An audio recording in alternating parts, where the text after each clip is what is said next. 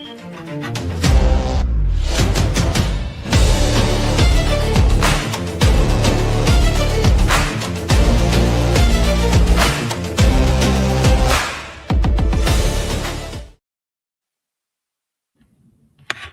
sports fans, good evening to everyone out there across the world. It don't matter if you're tuning in from a small box in a corner, don't matter if you're on a big screen, don't matter how big it is or how small. We appreciate you for tuning in. And I am here this evening as some of the guys will be getting out this crazy weather as they'll be coming in the studio as well with SEC Sean, who does such a great job with us with our NASCAR, bringing it to you, as well as that Texas high school flavor on the mix side with that. And I appreciate everything you do for us as well. And, bringing me up to date with the NASCAR. So, not to hold your introduction, how's it going this evening, SEC Sean? Good to see you in the building this evening as well. Oh, it's all good. Yeah, I like all ball. College football, you name it. If there's pretty much a ball involved or a puck, I'm pretty much involved with keeping up with it. Or at this point, if it's got a steering wheel and 4 tires, I'm pretty much on top of it. So, yes, sir. Yes, sir. Yeah, I love my NASCAR. Did a show last night. Season cranks up. Well, we get racing again on Sunday, but real season kicks up after the Super Bowl. But something fun, something neat. I have to go back in and check. Like I said, I set up that fantasy league in NASCAR. Go see if anybody's joined that. I put the password and all that stuff on the Facebook page, the WTP Sports Dude Facebook page. Yes, so sir. People could find that there. And other than that, man, I'm just trying to keep up with some college ball. My Aggies are on a bye week this week in the midweek, so we don't play till Saturday. So kind of keeping up with some of these other bangers we got kicking right now. Yeah, definitely, man. And as you speak on those bangers, we had a banger last night. It was one we talked about a lot throughout the season, within our little text, our secret text messages as we talk. We had Arizona and BYU. And, for me, everybody know I'm so AJ DeBansa. That's my guy.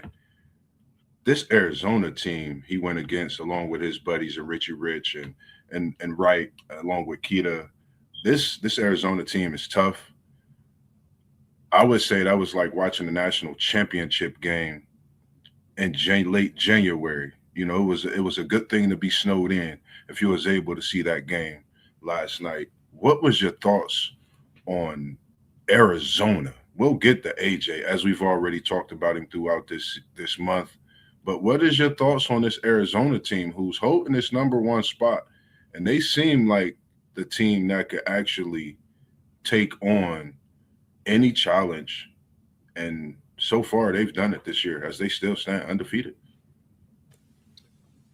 Well, Arizona, they've been, good Lord, I'd have to go look at their schedule, but they've played a pretty rough little schedule in non-con, too. I know they played Florida, which, say what you want about Florida being, Florida's down, whatever. They're still the defending national champions, and they've got a huge front line. They can rotate 3 or 4 dudes in that are set. They got that one guy who's 7'9". It's insane.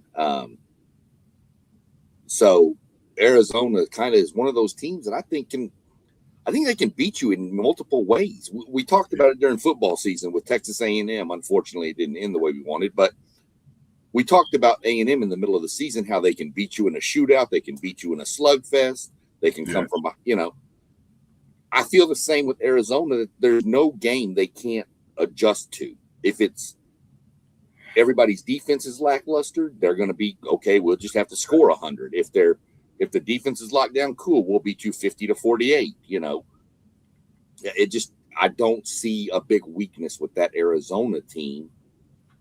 That was probably the game of the year for sure so far. Yeah. There may be others that will beat it, but I'm going to tell you another another candidate for game of the year was, if anybody didn't see it, was last Saturday. was the Missouri, I want to say Missouri-Oklahoma game. Yeah.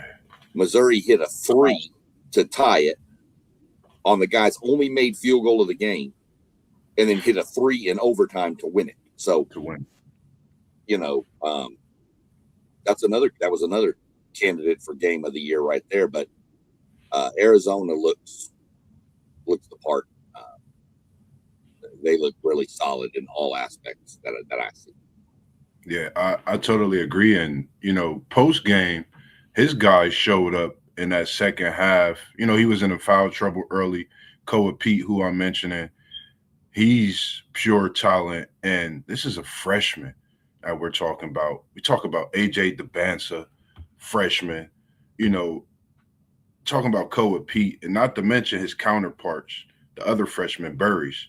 But when you have that leadership in Bradley, the way this Arizona team coming at you in ways down low, they may be the strongest team in college basketball.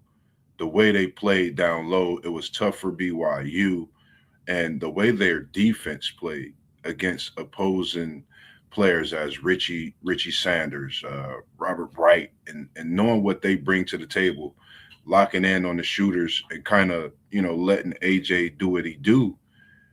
This Arizona team is tough, and it's good to see you in here, Doug Jones, our man Doug. He said, "Good evening, my dudes." He said, "Nebraska looks nice. Dukes looks dominant at home as usual." He said, "I'm still on University of Houston, best coach, and that is Sampson. And Sampson has got them boys moving. And that Houston team, another great freshman. If anybody's not paying attention to, make sure you check out Fleming's foe. That boy is a monster. We seen what he did last week, but overall, this Big 12 right now, me and SEC Sean was talking about right before we came on. We think this Big 12 may be the best conference right now in college basketball this year. When you get freshmen like Flemings, you get Koa Pete, you get AJ, not to mention it's another I can't think of the guy. It's one over in I can't think of the school. I'm sorry. One I think of Baylor. It's another school, and just to see the improvement on this Big 12, and we got our guy coming in as you seen him jump in. I ain't gonna shake nothing. I'm gonna come right to you. Low post, mid post, high post game sports in the building, ladies and gentlemen. How's it going this evening, post game? Going well. How you doing, fellas? Man, feeling pretty good, man. Getting into this Big 12, Arizona BYU talk, college basketball on the men's side, and we freestyling today. We got so much more talk coming, and it's gonna hit them in different waves. But give us your thoughts on the team you picked number 1 weeks ago. Your main man, freshman phenom over there, Koa Pete, who got busy in the second half. Talk to us about this Arizona BYU banger in which we all was tuned in for last night. Yeah, Moss. I mean, my takeaways is that Arizona is just the best team in college basketball right now. AJ DeBansa may be the best player, but the best team is the Arizona Wildcats. And how do they get it done, man? Their defense is unbelievable. They can hurt you in scoring in a multitude of ways. They have everything. I don't think this team really has a weakness. It maybe if you want to nitpick, you would say 3-point shooting, but you really have to nitpick to say that. I mean, the guy Burries, man. I believe the other kid Bradley. This this team is unbelievable, man, and they proved a lot to me last night, beating a hungry BYU team who's going to be in play when it comes March Madness, in my opinion. So Arizona, just simply the best team in college basketball, bro. I agree. And they went to a tough environment. We know what Provo is like in the football world, but now in this basketball world, it's just the same at home. If you haven't watched any of them BYU home games, their crowd is crazy. Having AJ and for Arizona to come in, like you said, man, who cares about the three ball when you're getting it done the old fashion way, and they get the three ball with and ones. And that's one thing about this Arizona team. They come at you in waves, like you said. You got Bradley, you got Burries, you got Koa Pete, not to mention the 7-footer they have. It's crazy work that this team really has in Arizona. And like you said, I think we all can agree that they are the best team in college basketball right now.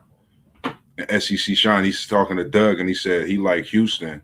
Also, they are always tough. And talk to me a little bit about this Houston team, SEC Sean, because me personally, I watch Sharp, but this Flemings kid, if you don't have this phenom freshman Flemings, I think this Houston team is, I don't know, I don't think they're in the top 20. That's how talented this young freshman is. And for me, I know, you know how crazy I get with my comparisons and how I look at things.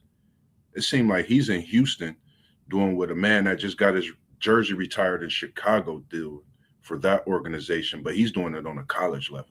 Talk to us about this Houston team. Well, before we jump into Houston real quick, I'd mentioned a minute ago about Arizona's non-con schedule. Yeah. I didn't realize who all they played. Tough. Dude, they opened beating Florida, beat UCLA, beat UConn, beat Auburn, beat Alabama. Yeah. So as of right now, Arizona is the SEC champion from what I can tell, because they beat damn near every SEC team. Now, they're not all blowouts, don't get me wrong, but you ain't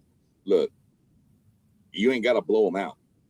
Yeah. As long as you have one more point than they do, that's all that matters when that buzzer hits zeros. Yes, indeed.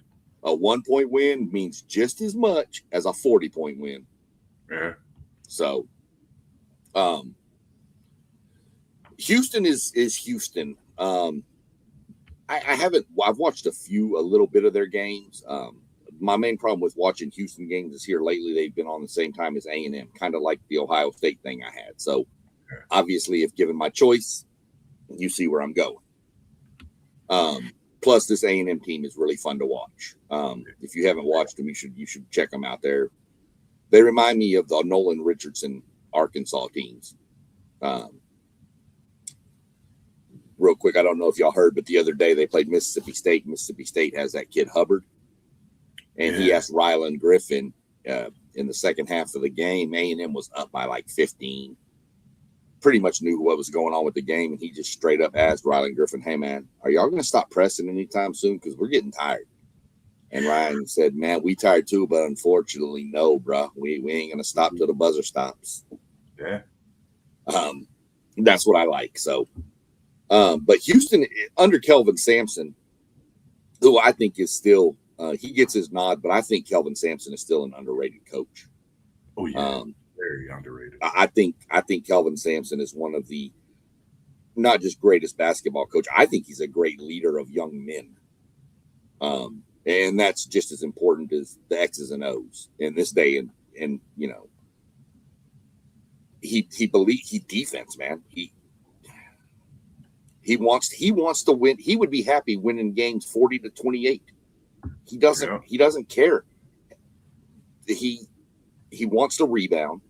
He wants to. We've all heard the phrase growing up playing sports. He wants to get in your jockstrap on defense. Yeah. And there's just no other way to put it. I guess you could say get in his jersey, but we all know the other phrase for sure. Mm-hmm. And that's what he wants. Tough nose, get in your face, play defense, rebound the basketball, you know, and make timely shots when, you know, they're there. Run when you need to, hold it when you don't. Be efficient on the offensive end. And that's Kelvin Sampson. It sounds boring when you think about it because it's not this high flying up and down the court, all the, you know, back in. But it's a proven commodity that it wins. So I like the Houston team. I'm really curious because Arizona hasn't run into Texas Tech or Houston yet either. Yeah.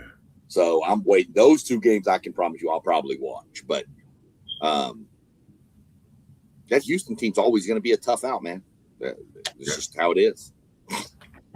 when you speak on Texas Tech post game, I know you keyed in like you trying to unlock the chamber with the money bag in it, and we not talking WWE, we talking WTP Sports News.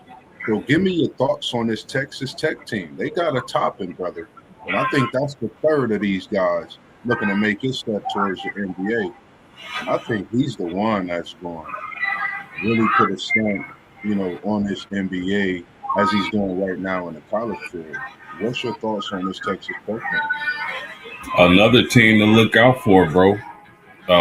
As well as the Houston team. I really like the Houston team. If you were here last year, I predicted Houston to win the championship. They had was it LJ Cryer? They LJ lost Cryer. him, but man, Uzon and all those guys. And they lost the championship off of, I would say, a fluke, a kind of flukish play. That was something we really didn't see in college basketball. But I definitely think and who you say, A&M or Tech? Texas Tech. Texas Tech is definitely in play, bro. That's a team. That's another team to look out for sure. Yeah, I agree. And just thinking, it's crazy that we talking college basketball. We haven't mentioned the ACC, the SEC, even the Big Ten, because this Big 12 is really big this year, So, respectively to the other conference, we have the SEC, ACC, but I think the Big Ten is that team right behind the Big 12 this year. Then you have that SEC followed by the ACC. I think we're seeing a change in the things with this portal. It's so much with the NIL going on. I think we're starting to see that landscape change on the college basketball side. So I think it's just something to look at now that we've seen the Big Ten take over the reins in college football, respectively. Now we're looking to see who's going to take over the reins, but what's going to be the next phase of what we're looking at in college basketball. Any Let thoughts me, on that? let me ask y'all a question. I know we still got a lot of time left. It's still relatively early. I know Oh yeah, March is right around the corner. Out of the Big Ten, ACC, SEC, and Big 12, which conference is likely to have the reigning or the national championship this year? Just the conference. Where's the national champion going to come from? man. That's a good question. And Moss, I did mention the Whew. SEC earlier. I just mentioned how bad Arizona. I'm gonna stay in the beat hell Big out of 12 them. with this one. You hear me? Yeah. Yeah, that's what I'm saying. I mentioned the SEC, just how bad Arizona beat the hell out of them. Yeah. But that's a hell of a question, Post. Moss, you can go first because I'm gonna need some time to think about that one. So I'm gonna let Moss go because I know he'll ramble for a while. Yeah, it's tough. Like, it's a good question. I'm glad you said that. I'll be talking. I'm going Big 12. Just I felt that was a national championship type atmosphere, type game yesterday. Even though it was in Provo, I'm a big BYU fan this year. I'm BYU from here on out. I switched. Everybody know I went from Big Blue Nation, to BYU. I did that solely on AJ DeBansa, Richie Rich from last year. I've watched him, Igor Denham, he over there in Memphis doing his thing. So, I pay attention to Brooklyn. I'm sorry, Igor Denham over in Brooklyn doing his thing. So I pay attention to this team in BYU, and I'm going Big 12. It looks like we're looking at a possible champion in last night's Big Monday matchup.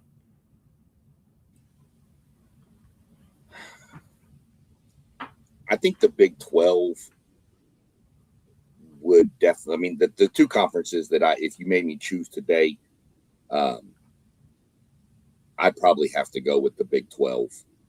The Big 10's a close second to me, very, very close. But I think the Big 12 potentially has a couple more caliber with when you start throwing in Arizona, Iowa State, Tech, Houston, BYU. I mean, Yeah, I know, and I know the Big Ten mainly because I see our boy One Take down here, Zay down here. He said Big Ten, and Say I good can to see you, man. honestly say you're splitting hairs when you're dividing those two conferences right now because you're sitting Michigan, Purdue, Illinois, um, Nebraska. I mean, so you're splitting That Big hairs Ten. with who's first, but I think Arizona is a little bit better than all of those. So I'd give the nod to the Big 12. Now, I'll say this. If the bracket fell right, I could see you having, and it's a long shot, but it wouldn't, if this fell out, it wouldn't happen. It wouldn't surprise me if you had all Power Four conferences with a representative in the Final Four. I could see a Florida team getting hot and making it. I could see Duke. I could see Arizona. I could see a Nebraska, Michigan. I could see something along those lines. It wouldn't surprise me if that happened. It's a long shot for that to even happen,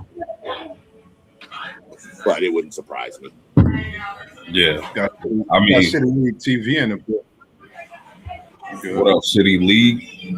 I mean, fellas, the question is easy for myself because the best team resides in the Big 12. I don't think Arizona is going to see a better player for the rest of the season outside of Devansa. They held him to like 6 for 24 shooting. Crazy. This team is built correctly. Listen, every basketball coach need to get their pen and pad and take notes when it comes to this Arizona team. Length, toughness, rebounding, shot blocking, guard play, big shot guard play, perimeter defense, interior defense, good coaching. This team has it all. I'm not betting against Arizona for the rest of them. They might go undefeated to a championship. That's how much I like this team. And that's no disrespect. There's a lot of elite teams across the country. But for my money, I'm sticking with Arizona. I got a good question on that. But before we get to that, we got to welcome the man that put us all together. WTP for life. We got Unc in the building. We not worried about his arrival being late. He could be an hour late. He put us together for us to do what we're doing. How's it going this evening? Are you out of that weather and cooling off now? Man, I'm out of that weather. I had to drop my grandson back off, man. And listen, I don't wish that kind of weather on nobody, man. It is cold out there, cold out there, cold out there. Yes, indeed. What's your thoughts as we talk about this Arizona team being so big as they are, the dominance that they have, and when I think about them, could this Arizona team, they have 0 losses. If we think about Miles Simon, we think about Bibby, we think about Jason Terry, we think about the big guy that looked like Koa Pete down low. If we think about that run that Arizona made then, is this team as good or even better than that Arizona Wildcats team? I mean, when you look at them, they look like they might be better than that team, but that team was loaded. They had really, really great chemistry. Will this team be able to show throughout the season that their chemistry can stay together game in, game out, to be able to win games on the road, down the stretch, when they're going to get tested in some of those hostile environments that they're going to have to go into in the Big 12? I really like this Arizona team. I feel like post game feels they might be the best team in the country. He feels like they are the best team in the country. I can say that they probably are too at this point in the season, but we all know how that thing goes. Once you get to that tournament, all you got to do is have one bad game, man, and somebody catch you slipping, or you meet a matchup that gives you issues, and then you can go down in the game. But I really like this Arizona team. I think they got a really good group of guys, really good chemistry. They played together quite a bit. I expect them to make a good run in the tournament. I really like this Arizona team. City League, we got T1 in the building, man, and we appreciate everything you do. We know you on a day off. We know you'll be live at one of the high school games throughout the city. And he chimed in with a great question. And he said, is anybody looking at little old Nebraska out of the Big Ten? Anybody got thoughts on this Nebraska team who's sitting undefeated, top of the Big Ten, transfer portal, NIL? Is that paving the way? I'm going to tell you, Nebraska, my take on them is, and this reminds me firsthand, I was watching it before we got on today, watching some of them in Michigan play. This Nebraska team reminds me of that little annoying Penn State team from a couple years ago. I think it was Penn State that just kept shooting threes all day long. And they literally, I mean, in the tournament, A&M was favored by like 14 over them, and Penn State blew them out. It wasn't even funny. They hit like 30 damn threes, I think, in the first like 2 minutes of the game. It was insane. And that's what this Nebraska team reminds me of when I was watching them. They just run up the court, pass it a couple times, shoot a three. You know, A&M plays that kind of style now, up tempo, just looking for shots. But that Nebraska team looks pretty good. I'm not going to lie. And if their shots, now the problem with that is if your shots aren't falling, can you supplant and do other things? That's the trick. But so that's my thought on Nebraska, but that's who they remind me of. Yeah, I totally agree with you, and I like this Nebraska team as well. The difference between Nebraska and Arizona, in my opinion, if you look at their schedules, I think Arizona by far has had the tougher road. Now, that's no knock on the Big Ten. There's some really good ball clubs in the Big Ten. But Arizona's non-conference play was brutal, and they came out undefeated. So any team you name, I'm gonna give the edge to the Arizona Wildcats. But Nebraska is they're undefeated in the tough Big Ten conference, so you definitely can't sleep on them. Yeah, I mean to sort of go the opposite direction of what my man postgame just said about Nebraska. Even though they haven't played as much competition, maybe so far as Arizona has played, they're in the Big Ten where they're going to play some really, really good competition, which is going to really, really prepare them for the tournament. And I think that they can make a really good run. But like my man SEC Sean said, you got to knock down those threes and be consistent at it. You can run into a team who can guard the perimeter really, really well, and they'll mess around and pop you. So if Nebraska can knock down their threes and play the style of play they want to play without it being hindered by some really good perimeter defenders, then they can be in good shape.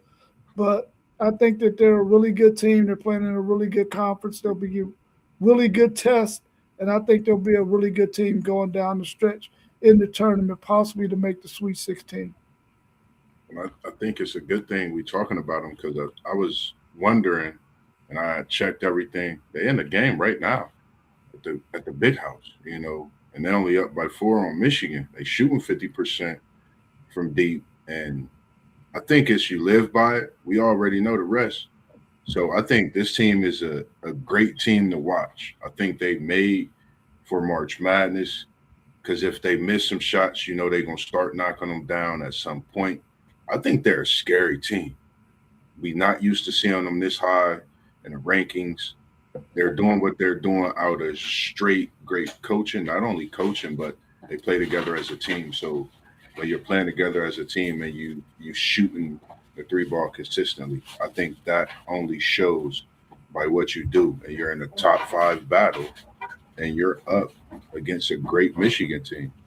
And they could go and be another team that's undefeated as we open up tomorrow's newspaper, turn on our phones and get on ESPN to see what's going on. So just some things to look at when we talk about this Nebraska team moving forward through the rest of the season. The next We got a question in here from Doug. He said, "What about Miami of Ohio? Who do they got on that squad?" Talking about the Red Hawks. Did they change their name? The I other mean, one Miami of Ohio is undefeated, but they play absolutely nobody. So, I mean, I that doesn't mean they can't get in the tournament and make some noise. We've seen that plenty of times throughout our lives, but I mean, there's so many great teams out there. I know Miami of Ohio is undefeated, but to be honest, I'm not really looking at them right now.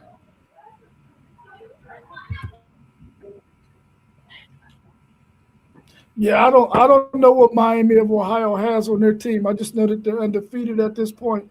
But we all know that once the tournament time comes and they come up against some more quality opponents, that might go ahead and fizzle out. But we all do know that a team like a Miami of Ohio can get in the tournament and make a run.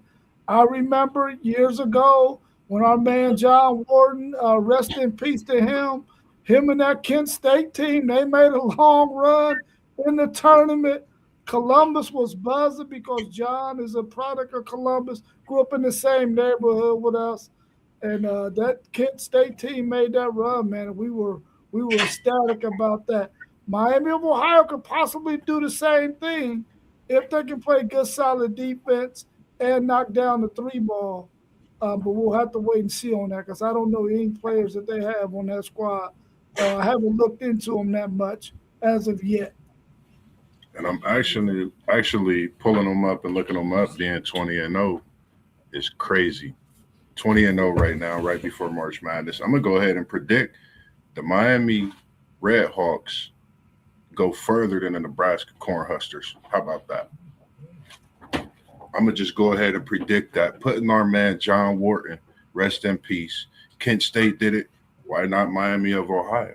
It's March Madness, baby. That's what we come to see. So I'm taking Miami to go deeper than Nebraska. Y'all heard it here first. So stay locked in on that for March Madness. All right. The next thing, I think we Wait a minute. anything else? Yeah, I never. Hold on. Now, y'all were all jumping on Miami. Can I talk on Miami? My beloved Miami Redhawks. First off, what did you put in that coffee to make you think this team will go further than Nebraska? And then the second thing, it was share because something is not calculating here. Miami, Ohio has not played anybody, literally. They're a good story. It's really fun to see an underdog doing what they're doing. It'd be a better story if they would go up, if they beat a Michigan, beat a Nebraska, beat a TCU. I mean, not even that. Okay, go beat Rutgers. Go beat Oklahoma. Go beat bottom feeders in the Power Four. But they haven't played anybody. Can they get hot and win a game? Of course they can. This is college basketball. We've seen 16s beat ones lately. We've seen, teams that are 15s go into the Final Four. I mean, anything can happen in this, but I don't see that at all possible that they go further than Nebraska. First off, they're going to have to be in. If they're in, they're probably going to be a 13 or 14 seed, even undefeated. They're going to run into one of the Texas Techs, Houston's, Florida's in the first round, and that's just going to be a total mismatch for them size-wise, just alone.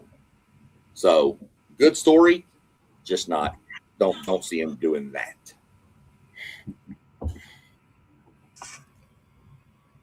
Got comments coming in. Zay said, Moss, I just realized you're the only one that don't got no gray in your hair. Zay, you can't see it, but up close, there's some gray in the beard.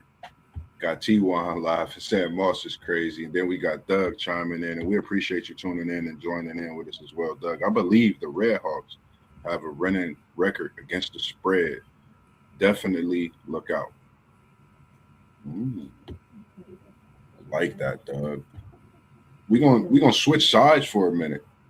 Have anybody heard the big news about Mr. Sheduer Sanders' Pro Bowl appearance coming this season?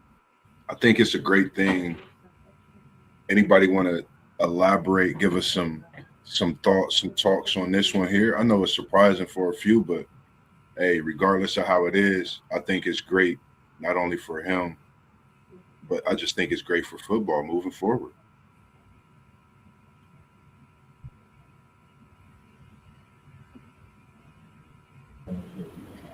I mean, great accomplishment for Sheduer.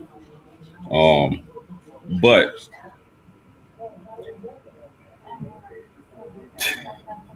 all the quarterbacks, like they couldn't find a different.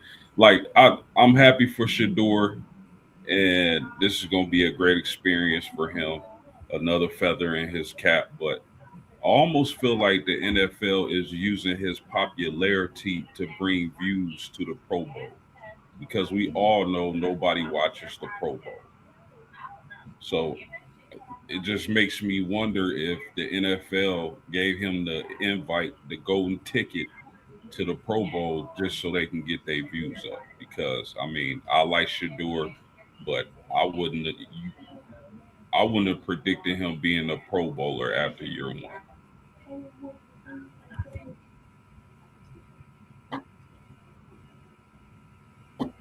Well, I think I agree with you for one post game that's the case.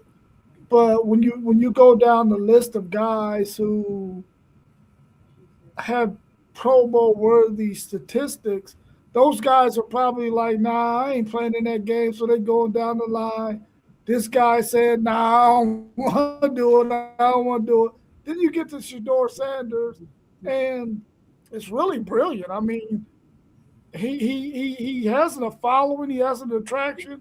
So if I'm the NFL, I would definitely be like, hey, Shedeur, won't you play in this game, bro? Because listen, we need some viewers. You know what I'm saying? You're a hot ticket. You're a popular guy in the NFL. I think it's a really, really smart move, and it's all about getting some viewers, of course.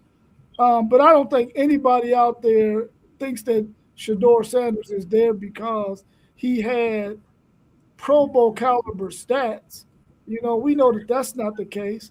But I like the fact that he's going to get a chance to go and be a part of it and be around some of the game's best players, being able to, see what it's like to be a professional. Not that he's not acting like a professional, but it's just good to be around the guys from other teams, other organizations, just to learn a little bit more about how the NFL works.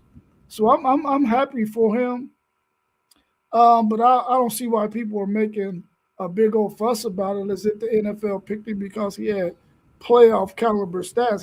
He's a hot item in the NFL, so you better put him out front and get you some viewers. Yeah. Doesn't really matter to me. I mean, it's the Pro Bowl. Yeah. I mean, nobody watches this thing. Yeah. Let's be realistic. I mean, it's he's in probably because somebody backed out. It's nothing taken away from Sheduer. Okay, he didn't have Pro Bowl numbers this year. Let's be real. As a quarterback, again, I'm not taking anything away from him. I think he has a chance to be a really good quarterback in this league. Pro Bowl in your first year, somebody else opted out. Something's going on. It is what it is. Again, maybe it'll get some more people tuned in because it is Shedeur Sanders. Maybe that's what they're hoping. Who knows? But it doesn't really matter to me, for my opinion. Whatever. Do they even tackle in the Pro Bowl anymore? Well, do they play defense in the NBA All-Star game? Right. No, right. I think the only All-Star game that they actually play in is the baseball All-Star game. NHL. No, that's turned into a 3-on-3 tournament now. It's not even a real hockey game. And then, like for me, I like it. I like it for the fact that he's been around so many, great players. Veterans kind of give him, some of the ropes of what's going on for him to be out there in that type of atmosphere. And of course, it's going to get the views and things like that. But I like it for the fact of his growth and where he started, what he had to deal with draft day, and to come this long way to be able to be in that room with all these different guys that he didn't get to be around throughout the season to learn and gain some knowledge. He might be throwing the football to a teammate next year. We just don't know how this NFL could be. Yeah, man. Man, to me, like the Pro Bowl used to be popping, like early 2000s when they had those challenges. All the great players played in there. You got to see Peyton Manning throw a touchdown pass to Jerry Rice. You got to see Sean Taylor, the late great Sean Taylor, rest in peace, clobber a kicker. I know y'all remember that one, but Best hit ever. Pro Bowl is nowhere near what it used to be. I agree, man. I agree. City League TV, he said, please don't put this on Sheduer. He's been a rock star. The NFL helped Cleveland. The Watson contract is the worst in history. They dropped Sheduer to the 5th round to guess who? Cleveland for free. The free, as we call it. Anybody else want to comment anything as far as in just that situation? We appreciate Parlay Poe, City League TV, and One Take Zay. Make sure y'all go follow those guys on their respective channels as well as the channels you see scrolling across at the bottom. And we have so much more to talk about because it's light in the day, it's light in the night, in the evening, as we always do for about an hour, coming up here on about 45 minutes. Anything outside of this All-Star, what's your thoughts on that? The All-Star that we have coming in, with the way they selecting, got Ant-Man that didn't make the All-Star team, which is crazy to me. I don't know what to say about this NBA right now when it comes to this All-Star weekend. I'm not a fan of it, especially the dunk contest. I don't know what's going on. Any thoughts on this All-Star? Garbage. That's what it's turned out to be. Garbage. That's 3 bags. Man, Moss. Back in the day, it was East versus West. Of course they joked around, laughed around, had they fun. But come that fourth quarter, when the game was on the line, ball game, the best of the best players in the world competed and were competitive. And we don't see that anymore. These stupid formats, man, what are they doing? Team LeBron versus Team Giannis, Team Curry versus Team LeBron, Americans versus the world. Man, stop it. Kobe rolling over in his grave right now. Man, he probably doing backflips. But man, listen, East versus West. I don't know if it's just this generation of players. They're not as competitive as the guys we saw. I know as the guys I saw growing up, they missing something, man. This is not. I don't get excited about the All-Star game anymore. I used to want to see Tracy McGrady and Kobe Bryant go at it. Vince Carter, Ray Allen go at it. Kobe versus Bron, even though Bron waved the white flag, Rob. You can't deny that. You can't deny that, my guy. But it's just not the same, man. I'm not excited. I used to couldn't wait for All-Star game weekend. Now it's just like whatever. I'm looking for the nearest college basketball. 100%. You go back in the day, and I'm not talking the 1950s. There's some of those All-Star games in the 90s that never hit 100. And you're talking the Jordans, the Birds, the Magics. These teams weren't even scoring 100 points because they played defense against each other. They wanted to win this game. Now, what does it matter? There's no there's no rivals between the two conferences anymore because you got players from all over conferences playing on opposite teams with each other. You don't have Michael, Scotty, Dennis Rodman, Reggie Miller, name some, who AI. You ain't got none of them on a team together. You would have Michael on one team and Scotty on another. What are we doing? Well, what happened to East versus West? You want to break it up into more and make it more of a tournament style? Fine. There's 2 divisions in each conference, right? An all-star team from each division.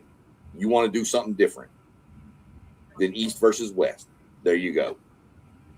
Make an all-star team from each division and have a tournament. I don't know. That's just, I agree with post game. I like the old style. I don't even care. I can't even tell you when the NBA All-Star game is.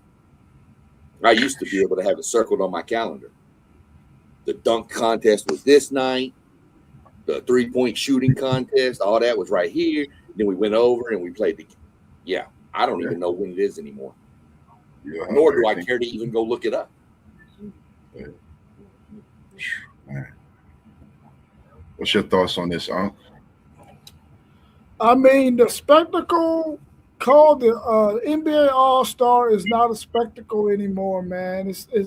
They've lost their vision on what needs to take place on that weekend. It's not what it used to be. I know they're trying to figure some things out, but I think the reason why they haven't been able to figure things out is because the players of today are not of the same mindset that the players of yesterday had. So it's going to be hard for them to come up with any kind of activities, any kind of anything to make the All-Star weekend what it used to be, man, because the players don't have the same kind of buy-in to it like they had back in the days. You know what I'm saying?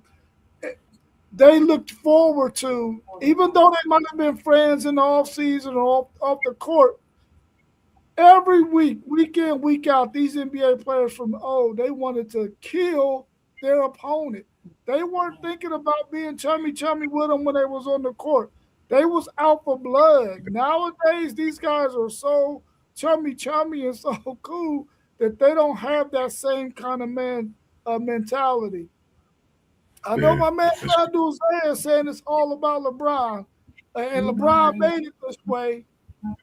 Maybe there might be some truth to that, but I just think the NBA players of today as a whole, they really are interested in what the ones of yesterday were like.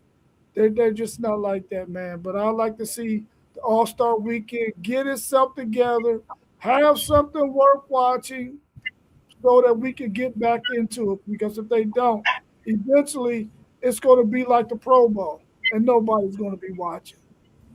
Yeah, I agree, man. The next time I hear somebody say, so-and-so is the all-time leading scorer in the NBA All-Star game, I'm going to slap the hell out of somebody because they scoring 287 damn points. People are scoring 65 points a game. Come on, get out of here. Listen, I'm still stuck on watching the 1986 All-Star game. You're talking about Jordan, Moses Malone, Ralph Sampson was in that game. Uncle Post, SEC Sean. Was that not the Jordan Dominique dunk contest? 86? That was a dunk contest right there now. So like just remembering watching that game so much out of like some of the past games, it's just like it's changed so much, even watching it in the 90s to the 2000s. I want to see an all-star game. Like you said, post-game, that fourth quarter, the coach is picking his 5. Who gonna run these last 6 minutes so we could get this game in a wrap? It's not about no money. We giving these fans what they paid for. The fans came to see y'all. We're gonna get the fans what they want to see, and you just going back and forth. And me as an athlete, I would love to be in an all-star game, any kind. It don't matter if it's a rec center all-star game. I'm coming out and I'm giving the fans a show. And we did that for staff basketball games. Me and Unc played in at St. Stephen's. I never really dunked in basketball games. That was the big thing, and when I got my first dunk, the kids was going crazy. They still talk about it. And I kind of shocked myself in that dunk because I took off and dunked on one of the kids. But respectively, he was of age and, they was talking. So, outside of that, it's just I wish we could get back to that competitive nature with this All-Star game.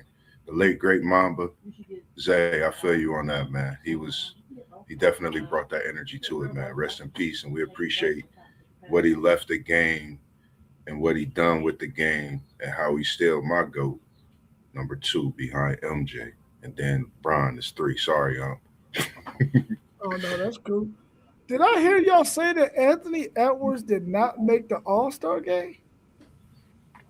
If I'm correct, I believe my boy didn't make that All-Star.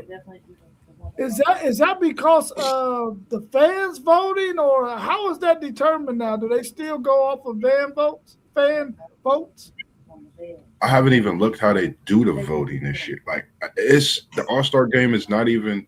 I care less about the NBA All-Star game. I look to March Madness, and that's a month after the All-Star game, which is crazy. I think they select the NBA players now by whoever can collect the most box tops from cereal boxes. Bro, you hilarious. Bro, no, he not a starter, but he a reserve. Okay. Reserve, okay. That's what I was looking. I had to look it up, but he should be a starter. That's my guy, man. He should be a starter, hands down. It's crazy. Yeah, that's wild. The next thing that we talk about Prime and him and he finding players. Nah, that's what was. You said the Prime, Coach Prime. Coach Prime. That's what I was about to go into and pass it to you for Coach Prime and the Mensa talk, because I know you have so many great things when we come to that college football talk, especially on some of these settlement issues with the things like we looking at this Mensa situation. You could take it over from here on the Mensa and the Prime, because I didn't really look into neither one as much as the others. Well, I really only looked into the Prime and how he had it laid out. I think it is very, very interesting that out of all the coaches in college football, once again, it looks like Prime is trying to set a certain kind of precedent. A lot of coaches talked about having scrimmages, but Prime and another coach jumped out there to try to make it happen. Now we know that there's so much turmoil with these players, and they're getting this money now, and they're sort of like not behaving like professionals, even though they're getting paid like professionals. And he wants to set an example or set a precedence for these young guys to let them know, listen, people are watching you get this money. They want you to get this money. But if you don't do right by yourself, your teammates, your university, when you get this money, then you're going to make it not necessarily go away, but you're going to make stipulations come into play because you're not behaving in the right manner with this money. So I'm in total agreement with him. Finding these players for missing practices or missing meetings, doing stuff outside of football, getting in trouble. I mean, we hear every year about these players on these high-profile teams doing boneheaded stuff, getting in trouble, and you hear about them getting their one-game suspension or whatever they get. Start taking some of that bread from them, maybe they might start behaving in the manner in which they need to be behaving with this money. And I think him being a trailblazer for this is a really, really good thing because he's a well-respected coach by many of the coaches in college football and many other players. So I applaud him for jumping out front, wanting to get this thing under control with these young people, man, so that they understand and listen. Something more comes with this money than just playing football or playing basketball or whatever sport you play. Yeah. I mean, he runs a tight ship. That's the type of program I would send my son to attend. Discipline. These guys got to learn and have discipline to be successful in life, not just football and whatever your career path is taking you. Whatever you decide to do, you have to have discipline. You have to have respect. And I'm here for it. I applaud Coach Prime, as Rob just said. And if they mess up, hit them where it hurts, and that's the pocket. So kudos to Coach Prime and the way he's running that football program. Discipline. Look, these players want to be paid like a CEO. Well, there comes accountability with being a CEO.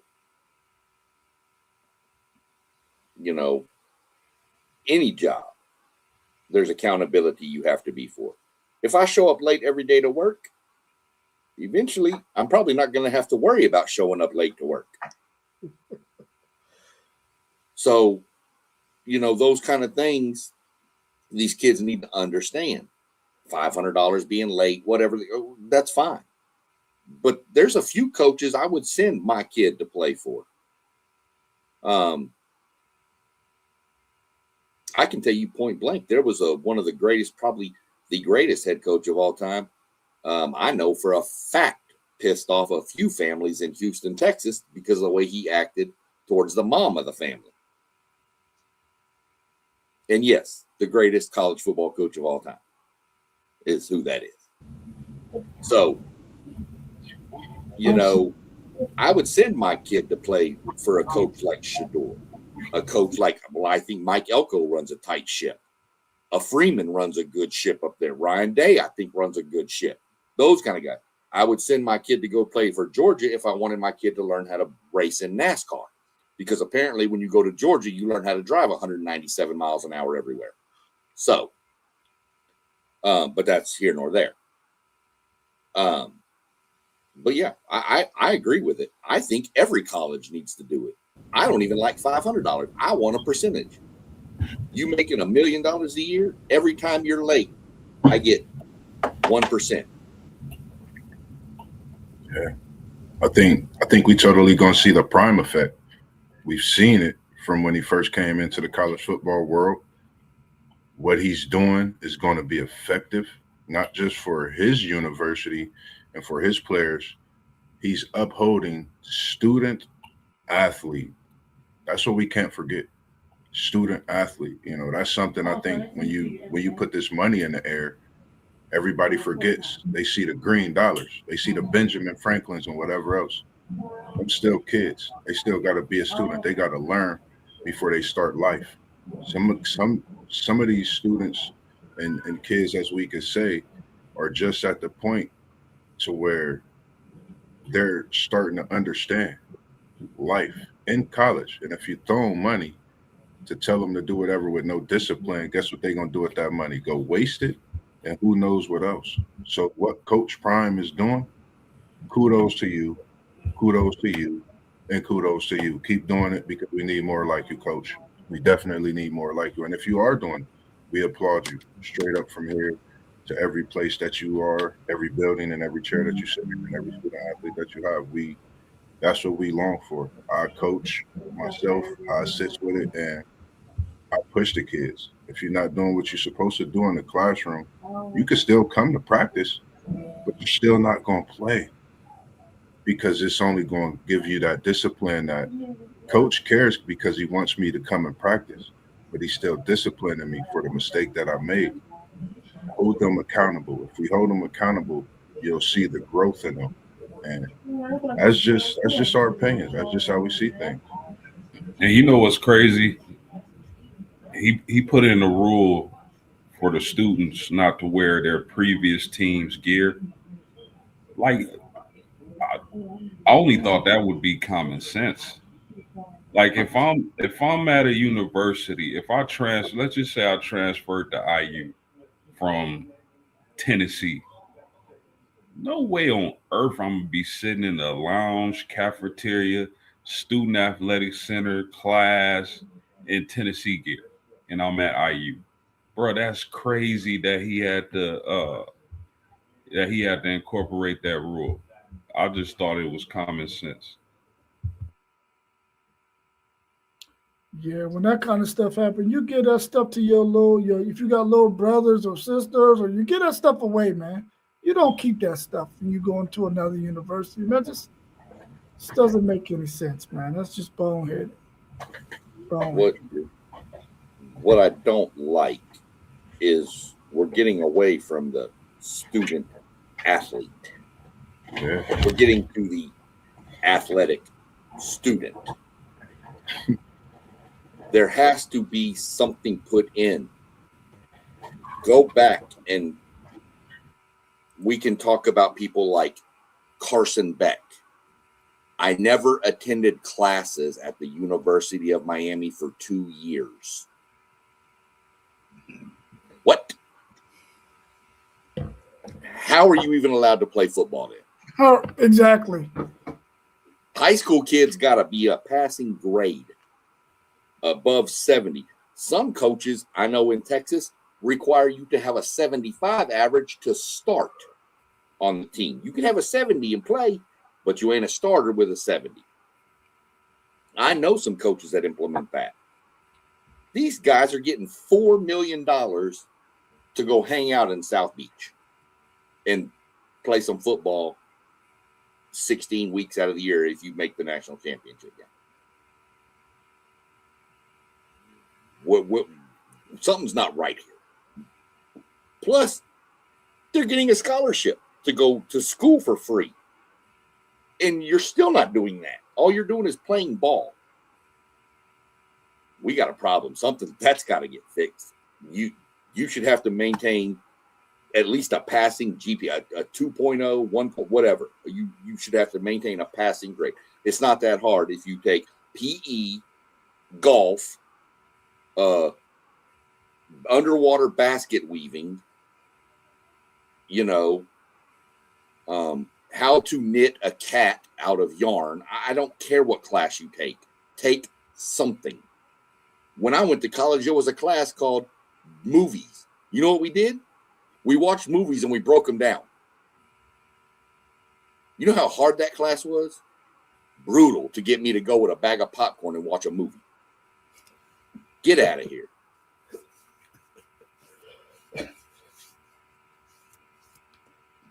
Yeah, when I heard that, I was like, "Are you serious? This guy you're on a college campus playing for 2 years, I believe it was 2 years, was not taking any classes." Now, that's not a student athlete, because I thought student athlete meant you had to go to class. So he should have been at least taking graduate classes, working towards his master's, something. But for a guy to be able to be on campus as a grown man and not taking classes, apparently he wasn't supposed to say that. He wasn't supposed to say that, but he did. So now that opens up a whole can of worms, man.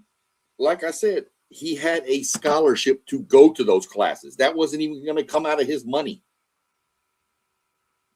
But you got a kid down there in Miami who wanted to go to the University of Miami but couldn't afford it, and there's a scholarship lost for that child because Carson Beck took it and didn't even use it. That's my problem.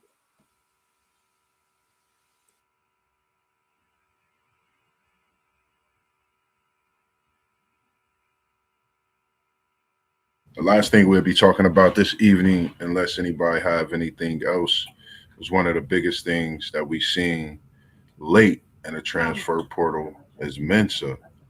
It's reported that he's going to the Hurricanes, believe. All this craziness that's going on with his settlement.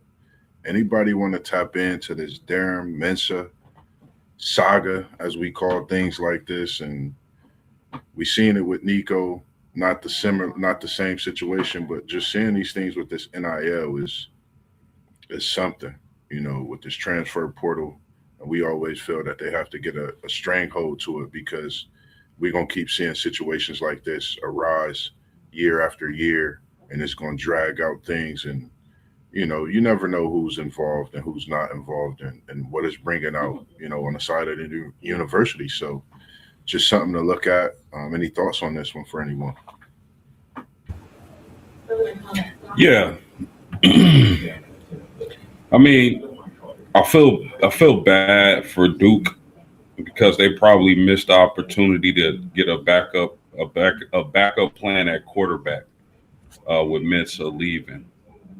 They probably missed that window. That train is gone. That ship is sailed. So I kind of feel bad for Duke. But to answer your question, Moss, I don't think this is ever going to change.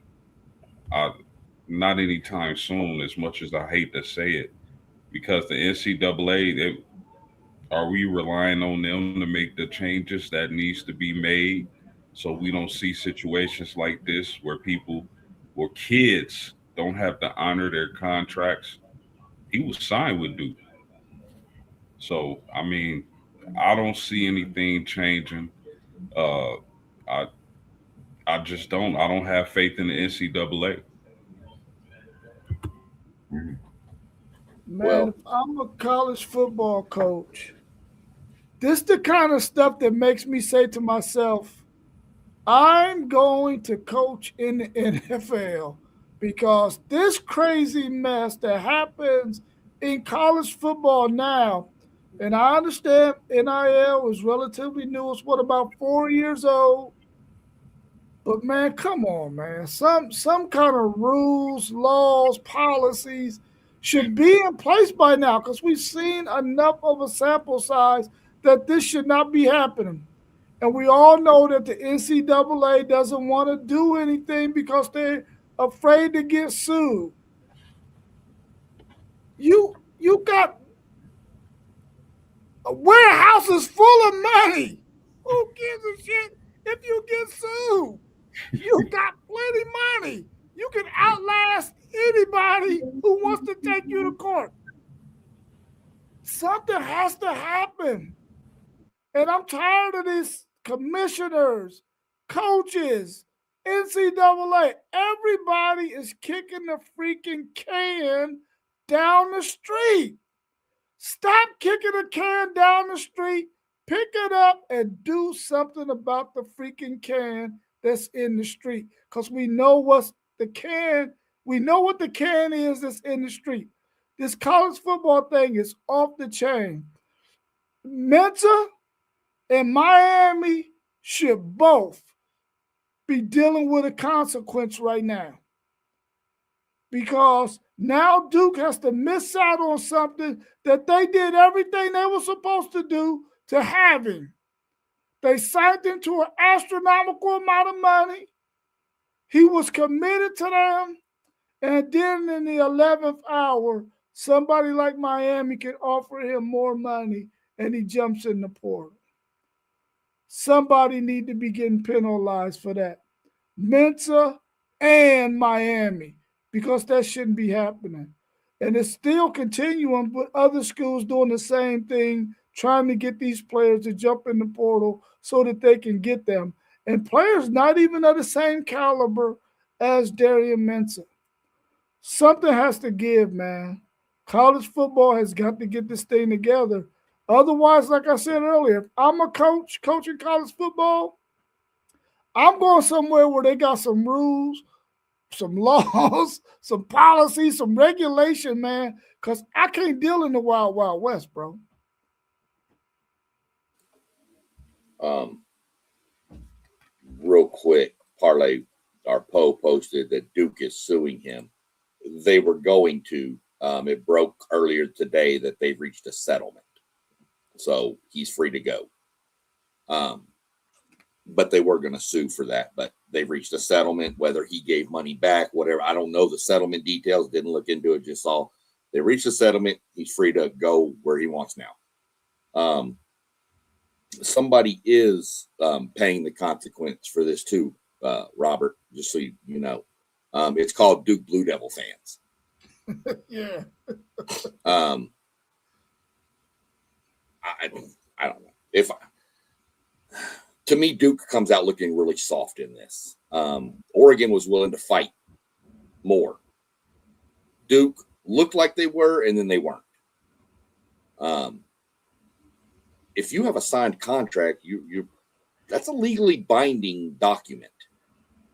So, unless you're underage forging your parents' name, that document is legally binding in a court of law that this is what you said you signed your name to.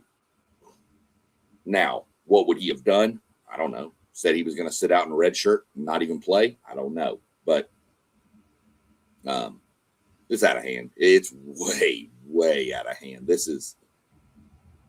There's got to be contracts in place from now moving forward.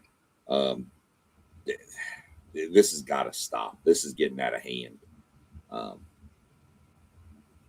I'm a big A&M guy, Robert. You're a big Tex guy, Florida State, Notre Dame.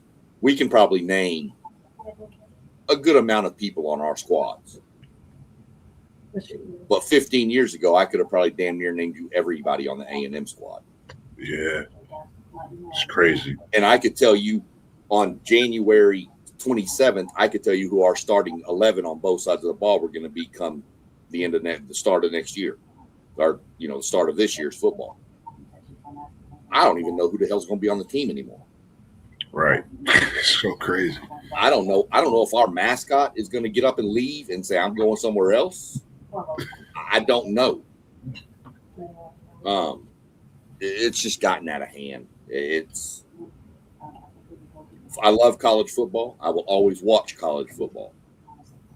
But I'm getting to where I used to, recruiting day, signing day, first Wednesday in February. I used to take the damn day off to watch that. Now, I don't even care because that kid ain't going to be here next year anyway. So, there has to be something done. And I don't know what the right answer. I mean, I have my answers. I think we've all kind of discussed this, and I think we all kind of agree with some of the answers. But again, we're just a bunch of dudes talking balls, so nobody's going to listen to us. I hope they listen to us and subscribe and like and all that, but the powers that be ain't going to listen to us. As SEC Sean said, make sure you like, subscribe. You see all the channels down low, scrolling over. You see us up top. Make sure you tap that like button, tap that subscribe button, put them notifications on, get them bells ringing, because we're coming through every day of the week.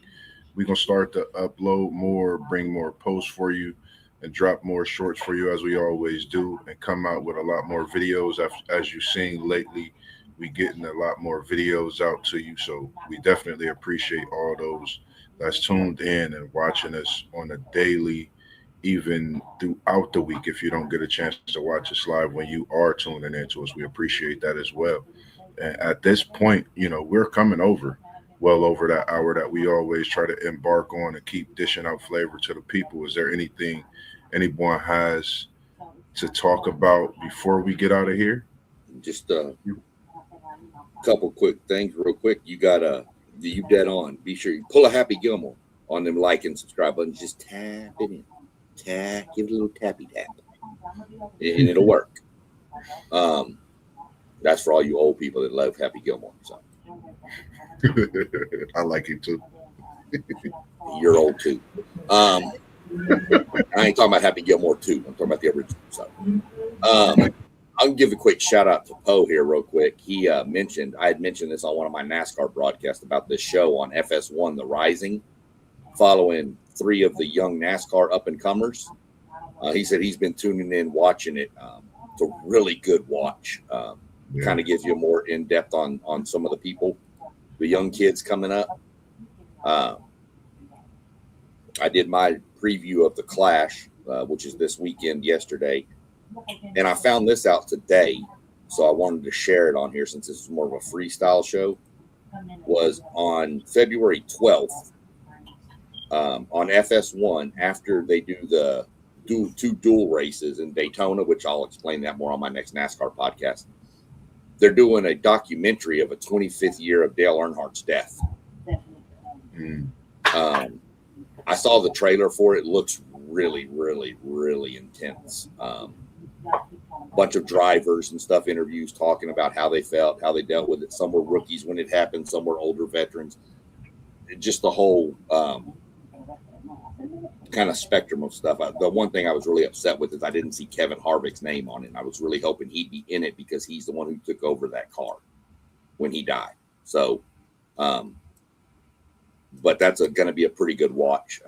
I'll give more info on it as I get it on my NASCAR podcasts and updates and reminders on it. Just looks like a really good show.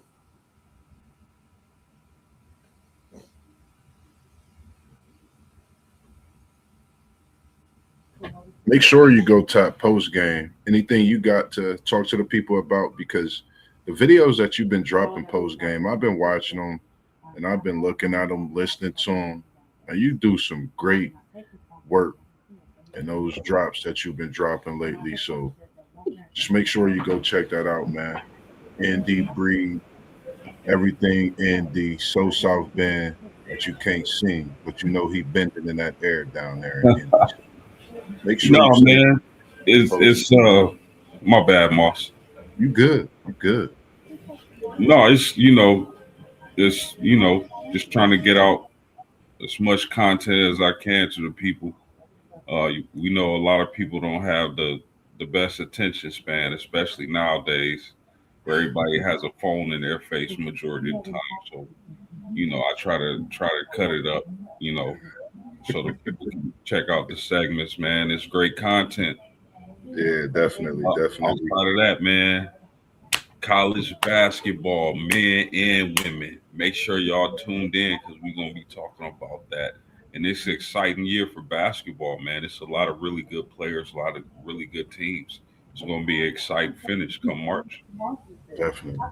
This is probably the best freshman class I've ever seen across the board.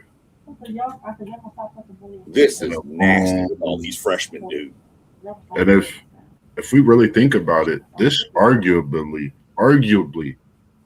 with so many arguments, you could talk about this like the top 5 votes. There's going to be arguments about this freshman class being the best in college basketball history when it's all said and done. I get texts about AJ DeBansa when he's on from my brother. That's how much I'm into AJ DeBansa. I need a jersey, a BYU 3 jersey, somebody. I might have to go get it myself. But, yeah, I college basketball is what I've been watching. I've been tuned into it more. I watch so many NBA highlights, but I actually watch this college basketball. And like you said, man, it's great on both sides, women's, men's. You're not going to be disappointed in your watch, especially from this point all the way through March until the national championships on both sides, respectively. We got some breaking news. Ready for that? Michigan lost to Nebraska lost to Michigan. Mm-hmm. Yeah. Michigan beat Nebraska 75-72. Yeah, I'm not surprised at all. Michigan got a hell of a team this year. Yeah, they do. Being dangerous. You got some bangers going on right now, dude. Arkansas Oklahoma's coming to I just ended. Notre Dame up on Virginia. I know that'll make somebody here happy. Oh yeah. Yeah, because they was up 16 and then they were losing. So right. Yeah. It's been going a banger of that game. I mean, Providence and UConn are going at it. It's pretty good games today. We're gonna see. All I know is we got our win that mattered against that other team. Just a quick question to think about too with the college basketball: will Purdue fall, or will they stay up top? We'll talk to y'all about that next session, but just something to think about because this Purdue team, I had them up there in the Elite 8, possible Final 4 at the start of the season, but they constantly dropping. And another team over there that's gaining strength is Unk and his Illini. They definitely moving, and they got a sensational freshman over there, along with a few other players that they got in the portal as well. So I just think we in for an amazing year as it continues with this basketball side and just indulging in so much more. Anything that you want to say to the people at all, this evening before we get out of here? Well, we're going to be dropping some of our way too early college football predictions. Is like the top 25, top players, All-American, way too early All-American teams, all of that kind of stuff. So make sure that you hit that notification bell. So when we start dropping that series of our way too earlys, you'll get the notification and you'll know to tune in. So that'll be coming up in about a week or so. And I don't know how many people follow it around here, but we also got college baseball fixing to crank off. And I mean, you see my name. Obviously, I love college baseball because that conference is so fun to watch baseball out of. The SEC is so fun. The ACC got some squads too now. Don't get me wrong. Mm-hmm. But, man, the depth in the SEC is so nasty. It's so fun to watch. Every night there's a Major League Baseball pitcher on the mound. That's a fact. So, got that coming up. I'll be getting into some of that. I'm probably going to start breaking it down and do a top 25 of my own in a week or so. So, and you'll be happy, Rob. I'll have Texas high up on the list. You should. I should. They look good this year. FSU, I know FSU up there too, but we ain't gonna talk about that. But we know they swing that bat in Florida State for sure. I'm just hoping my Aggies. I think they can for sure. Mossberger, before we wrap up, what do you think about y'all getting my man Trey Wiseman? Listen, I'm gonna say this. When I seen that we got Trey Wiseman, it gave me feels of when we got Dalvin Cook off of his torn ACL and what he did for the Seminoles in them years, still sitting atop of ACC history of the years and what he done. I think it's a great fit for us, a great back. It's crazy that Florida State do great and amazing things when they get a running back off of an injury like a torn ACL. It's happened in the years we've played with Cook. Can't think of the other back. We had an injury and just kept it going that way. So for me, I think I like the fit. It gives us depth at running back, along with Usman Kroma, who's coming back and return, a sensational freshman, who I felt very, very and spoke highly on last year. So I'm looking forward to it, as well as my guy, Big Kev, I call him, even though he's young. Big Kevin Sperry, who we got from your Texas area to come to the nose. This is your year, buddy. It's time, man. I just can't wait till he touched the field and had the reins to himself and see what he could do with this offense in Florida State. Y'all go 2-10 again. I'm sending you that stimmy, bro. Man, listen. Send me the stimmy without the 2-10. But nah, I think we definitely get bowl eligible. I've been working on some things with the crazy work schedule amongst other things going on. I'm gonna definitely come to y'all with that review, season review, as well as the outtake with the portal and everything. So we're getting the text and we'll get that sorted out for the next couple of days that I'll be off. Try to bring that to the people as well. Outside of that, man, just like I said, we appreciate everybody tuning in. Make sure y'all tune into the channels that y'all see scrolling at the bottom. You got at WTP for Life. You got at Postgame 86. You got SEC Sean. You have myself, Level Up Sports 10. We got City League TV. We have One Take Zay. We also have Griffey Griff, the great that's going to be coming, and the main man, the Blitzburg podcast, Parlay Poe, with some of the hottest, if not the greatest, one-take punchlines that you will see when you jump on any podcast in the world. That's Parlay Poe of Blitzburg. So make sure you stay locked in, tuned in with us each and every day. Put them notifications on because we're coming to you live and direct, shorts, videos, you name it. And City League TV will be back, coming to you live this week with some high school basketball, maybe middle school basketball. Just like and subscribe to all the channels we just named, and you'll get all the flavors each and every day we going live and we tuned in. So outside of that, we greatly appreciate y'all tuning in this evening. As for us, we about to get out of here and get to our evening because it's still sports. So as for y'all, enjoy this great snow and stay cool, stay warm. Don't go out in it. It's not that good. Outside of that, we was in the building and we out, as T1 say. Peace. Peace. Peace, fellas.